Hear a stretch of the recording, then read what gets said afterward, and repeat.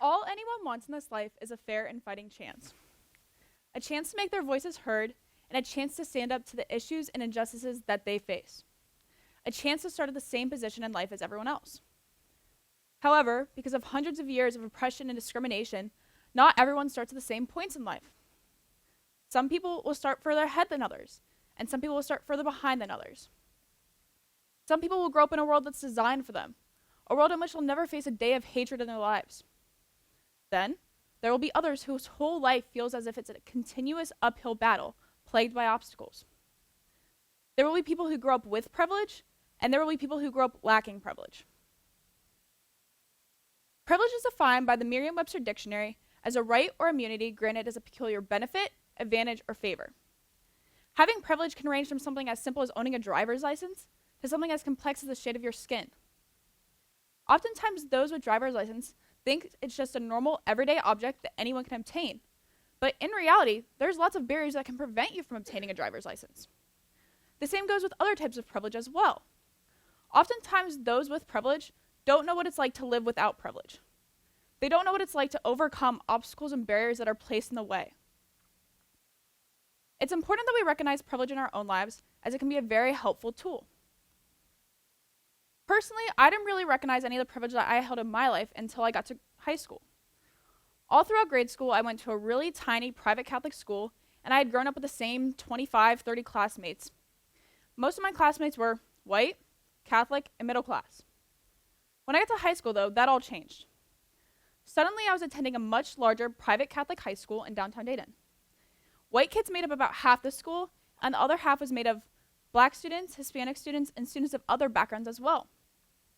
I met lots of very wealthy students, but I met lots of very poor students. I met lots of Catholic students, but I also met students of other backgrounds as well. Being exposed to students who were different than me was very eye-opening. It made me realize that I didn't have the same priorities or worries as they did. I never had to worry about where my next meal was going to come from. I never had to worry about being labeled or treated differently because of my race. I never had to worry about having school or work on an important religious holiday of mine. Not having to worry about these things is privilege, and I know that denying that privilege is harmful. So let's talk about some examples of privilege. So I think the most well-known type of privilege today is white privilege. Having white privilege means that you don't have to fear everyday police encounters. It means that you can have faith and trust in the legal and criminal justice systems to give you a fair and unbiased trial, as well as a fair and humane punishment. To me, having white privilege means having a shield in the form of my skin tone. There's also gender privilege. Males hold privilege in society as they're constantly seen as more powerful, intelligent, and capable than women. Women have to constantly prove themselves in every aspect of their lives. This even starts at a very young age, in which young girls are taught dress codes at school. Girls are taught that the only way that they'll gain respect from men is if they cover themselves completely. And if they show too much of their body, too much of their shoulders, their chest, their legs, they're a distraction to the rest of the men in the room.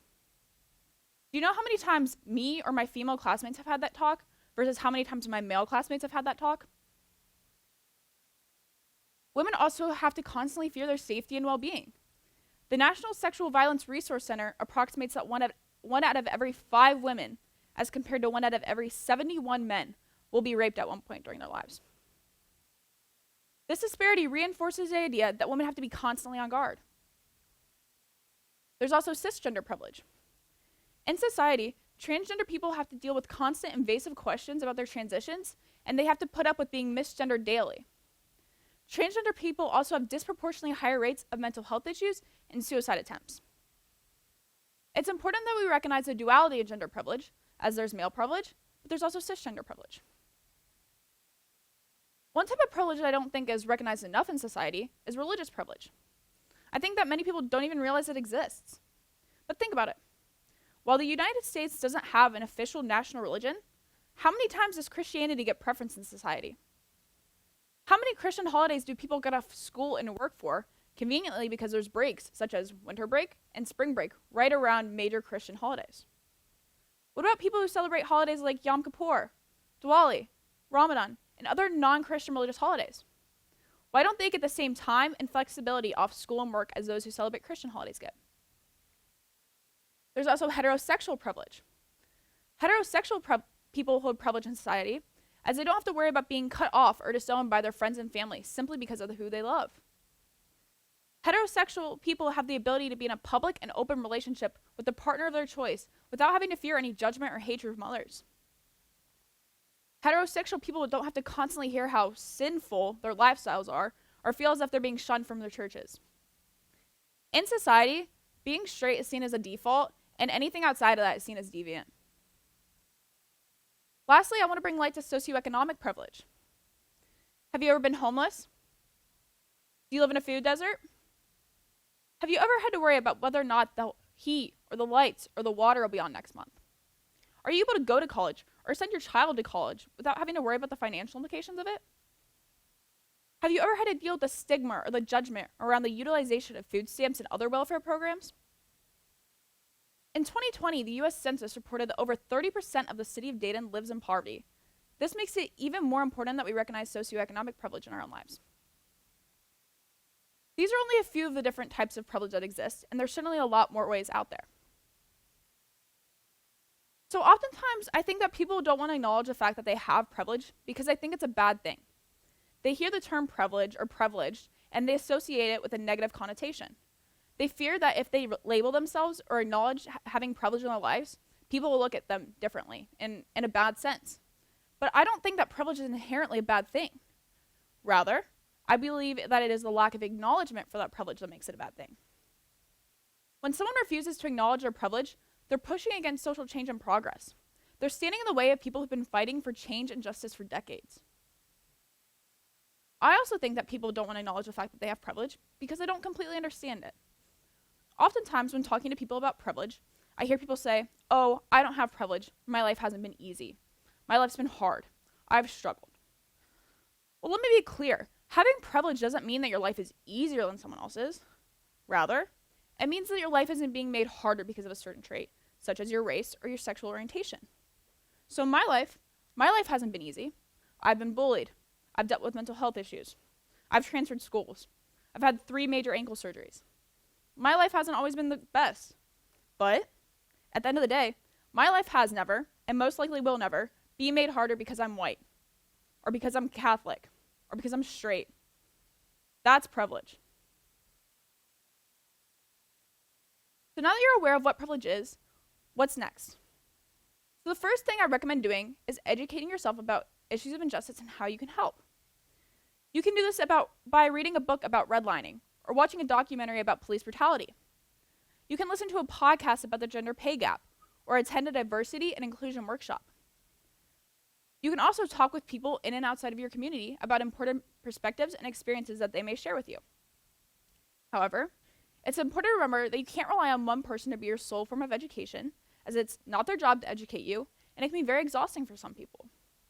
Once you feel as if you've gathered enough knowledge and education on a certain topic, put your newfound knowledge and your privilege to work. This could be as simple as creating or signing petitions about issues you care about. You can put your pronouns and your social media biographies and email signatures in order to help normalize the usage of one's respective pronouns. You can volunteer your time or donate money to specific causes and organizations. There's such a wide variety of ways to get involved, it just takes a little bit of effort into finding them. I know that personally, one way that I got involved was by interning at a diversity, equity, and inclusion organization in downtown Dayton this summer. In total, I spent over 70 hours participating in events in and outside of the office. One of the most notable of these events was a multi-day camp in which I got to talk with many students and adults from around the Miami Valley. We talked about issues such as racism, sexism, homophobia, classism, ableism, mental health awareness, and so much more. I found that this camp was very important and helpful for me. Because I don't experience things like racism daily or ever, it was very good to be able to engage in conversations with people who had those experiences. It helped me place myself in their shoes, even if it was just for 5 minutes. From this, I was able to become a better listener, to become more empathetic, to become a better ally.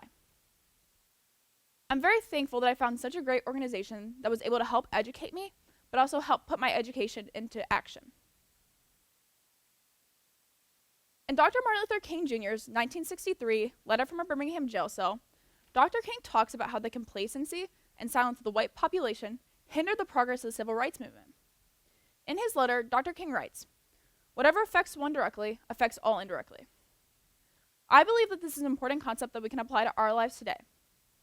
People with privilege like me, white, middle class, straight, Christian Americans, can't just be content with sitting around waiting for change to happen simply because we're unaffected.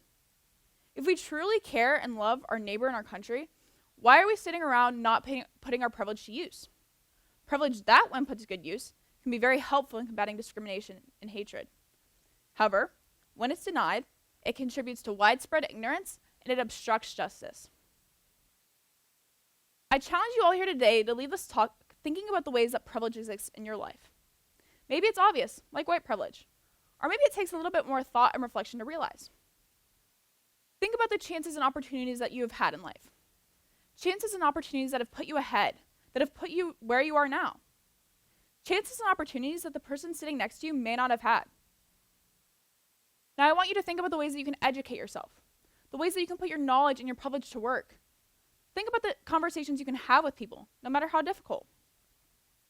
Privilege is a very difficult and uncomfortable thing to talk about, but we have to be comfortable discussing the uncomfortable. Change doesn't come from comfort or silence. Change stems from challenging conversation and action. I hope that you realize that privilege can be a very helpful tool, but it requires action from you. Action that is long overdue in order to help progress social change. Action that will help make this world a better and more just place. Thank you.